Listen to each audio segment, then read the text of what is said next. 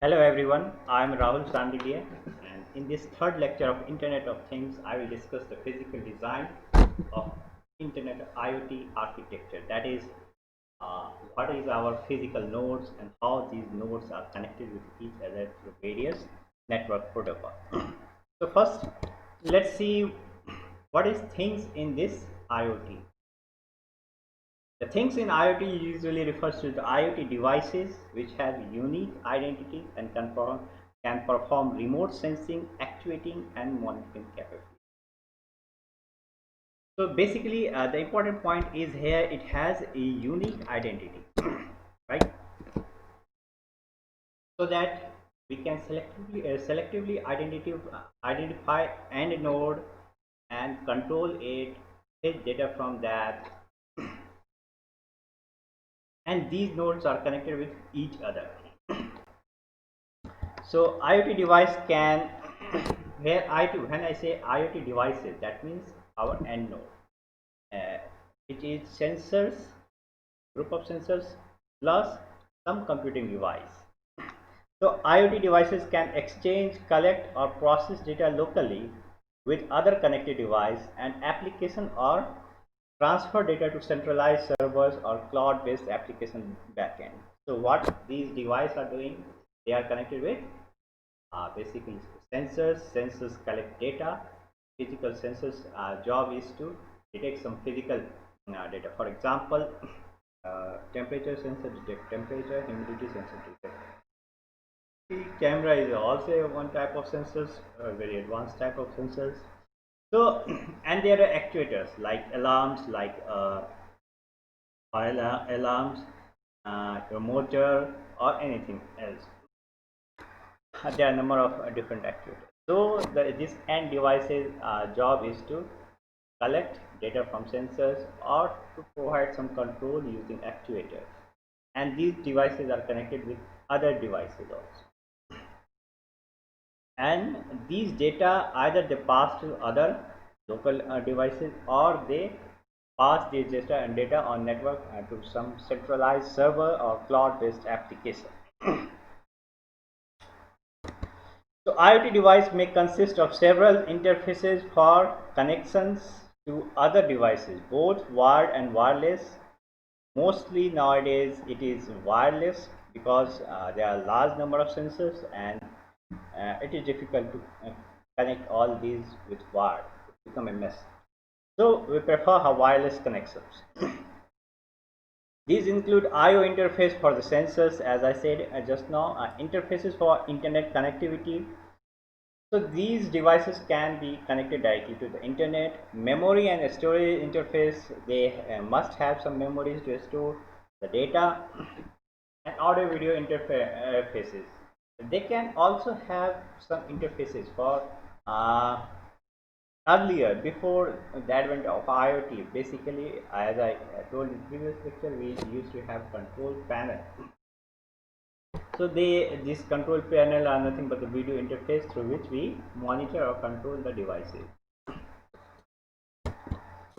IoT devices can also be of varied types. For instance, wearable sensors, smartwatches, LED lights, automobiles, and industrial machines.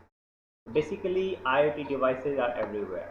Since nowadays we are connecting everything to the internet, and we want to control this world through our phones only.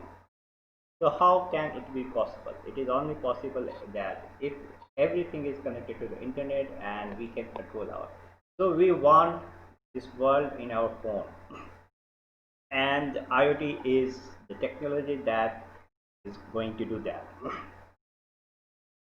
So instance of IoT devices are wearable sensors, smartwatches, LED lights, automobiles, industrial machines. In agriculture, we have a smart agriculture. In this, we have humidity sensors, smart parking devices.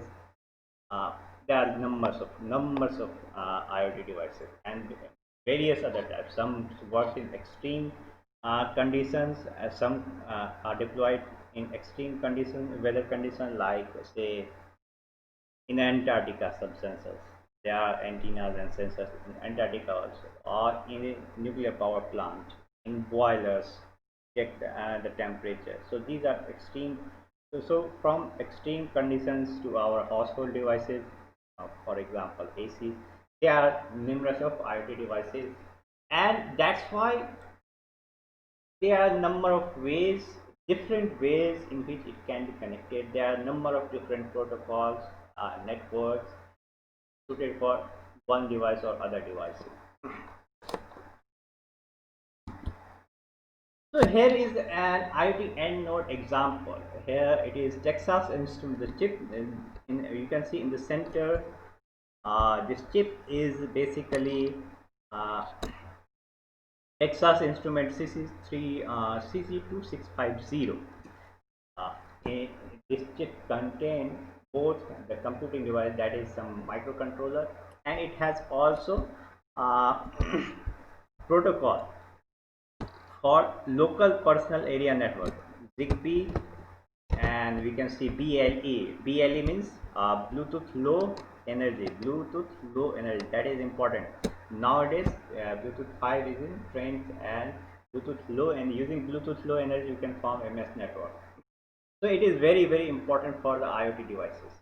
So these are this, and also there you can see here it is a Wi-Fi. So this chip can directly be connected to the internet, right? And through these BLE and ZigBee, it is connected to other sensors, and it can also connected using I2C protocol. So using I2C protocol, you can see it is connected to the light sensors, altimeters, 9-axis motions. 9-axis motion means XYZ also, and direction plus motions means it detects acceleration as well as the direction. Humidity, temperature sensors, and IR. These are all inbuilt in our Texas Instruments CC2650. So this is an example of an AND node, basically, and these one node are connected with either with another node or with directly with the internet. So here are some, we can see there are some sensors, and there are some actuators like buzzer. As I have seen, buzzer, motors, these are examples of actuators, relays. So these are actuators and these are sensors. Actuators means we are transferring signal to them, and they perform some actions. For example, LED is also an actuator, because we provide some signal and it gives light.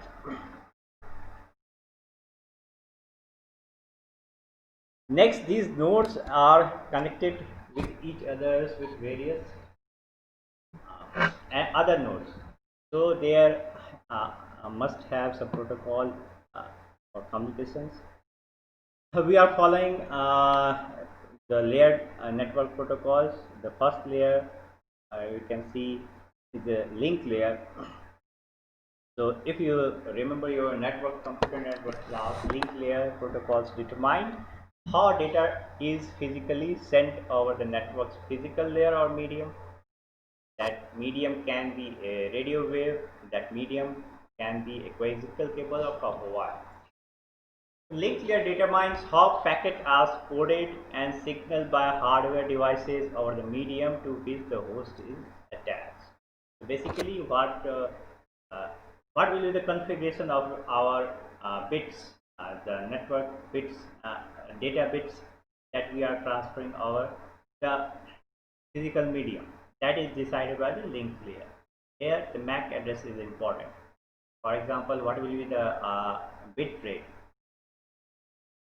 These things are decided in the link layer. So in the link layer, we have different popular protocol standard. The most popular is obviously 802.3 Ethernet. That is our LAN network. So 802.3 is a collection of wired Ethernet standard from link layer. These standards provide data rates its data rates is 10 MB, megabit per second to 40 GB per second, and the medium is coaxial cable, twisted pair cable, or even optical fiber nowadays. Thus, data sent by one devices can receive the data sent by one devices can be received by all devices subject to propagation and transceiver capability, as we know in the Ethernet example. So you must have read it in your computer networks syllabus. Okay. Ethernet as in can be used mainly, but nowadays we prefer wireless connections. So we have this Wi-Fi protocol S802 dot 11 are the standard for the wireless, that what we call the Wi-Fi. The collection of wireless local area network WLAN communication standard. These standards provide data rates from 1 Mbps to up to 6.7 GB per second. So there are number of 802.11a or 802.11n. So in this way there are a number of Wi-Fi standards which have different data rates. So Wi-Fi is preferred in IoT because there are large number of sensors. To connect using LAN or Ethernet is preferred.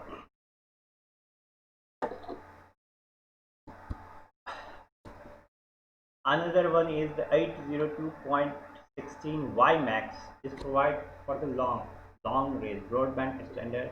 It has lower data rate compared to Wi-Fi, but it consumes less power and you can transmit the long range WiMAX. And the most important for Internet of Things is LRWPAN. 802.15.4 standard collection of standards, low rate.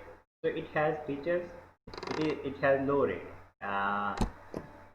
than the Wi-Fi wireless personal area network. These standards form basis for respective high level communication protocols such as Zigbee. So the Zigbee is a popular network for the Internet of Things, and it falls in this standard.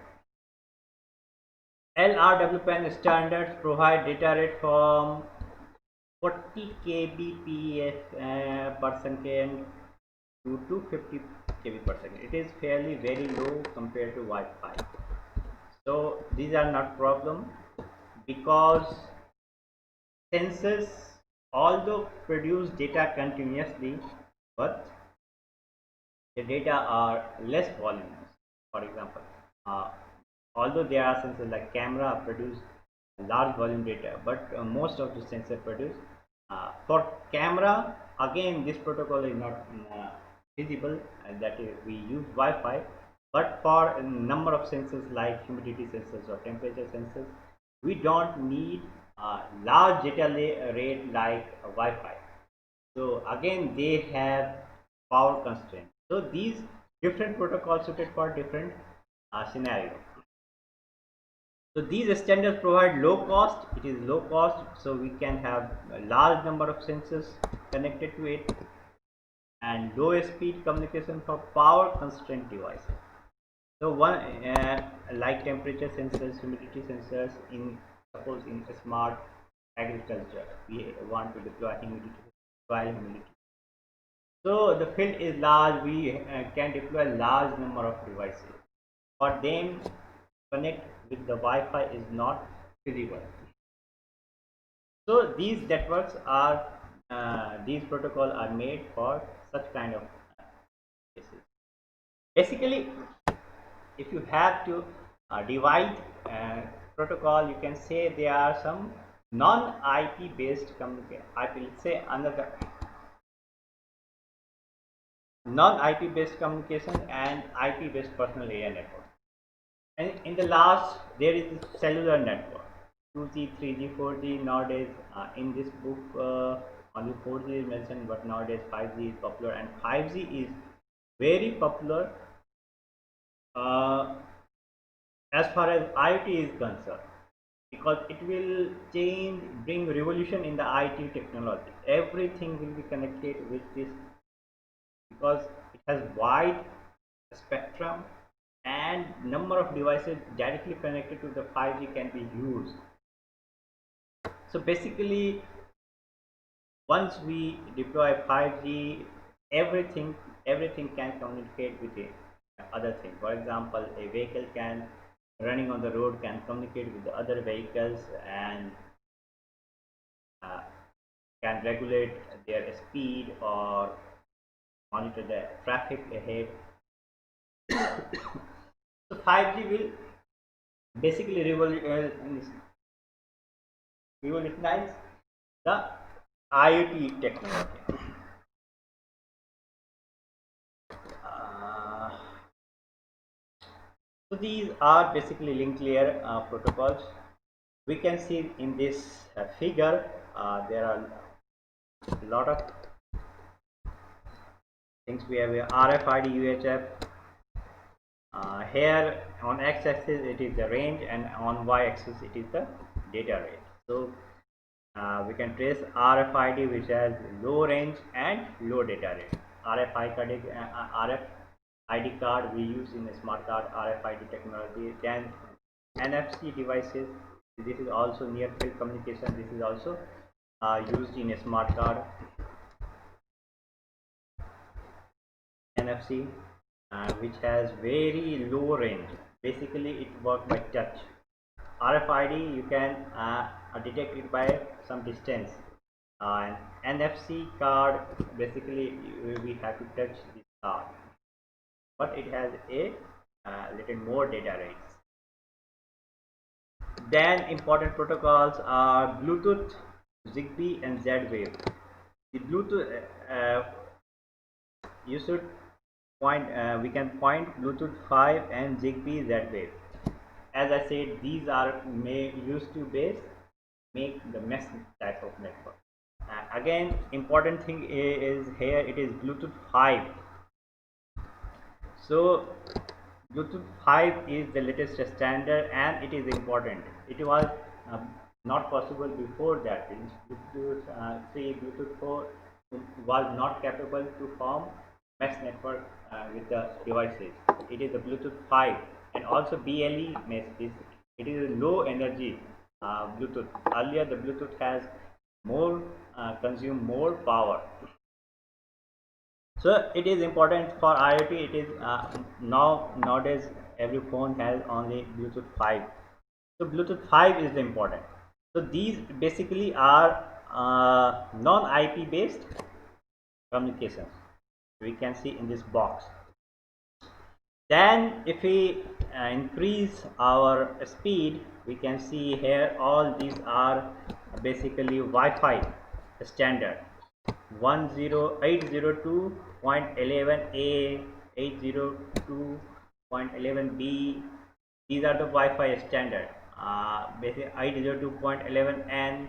So basically it has different data rates. Goes to 1 Gbps, 10 Gbps, sorry, 802.11 AC. So here these are basically wireless LAN. All these are basically wireless LAN. Also we can include this. And if we increase, it has a huge data rate, but you see the limitation of wireless LAN is distance. It is around 1 kilometer. So for more distance, we have some important like Sigfox, as I have told, or LoRaWAN, LPWAN, low power wide area network, wireless area network. That is LPWAN. We have LoRaWAN, and that is here we can trace LoRa technology and Sigfox. These two are basically important wireless. Alright. Again, which has high distance and high data rate are here 3GP. That is our telecom protocol, telecom communication, 3GPP and 5G. You can test it here. So this figure provides the complete communication uh, uh, methods that are available with our 5G technology.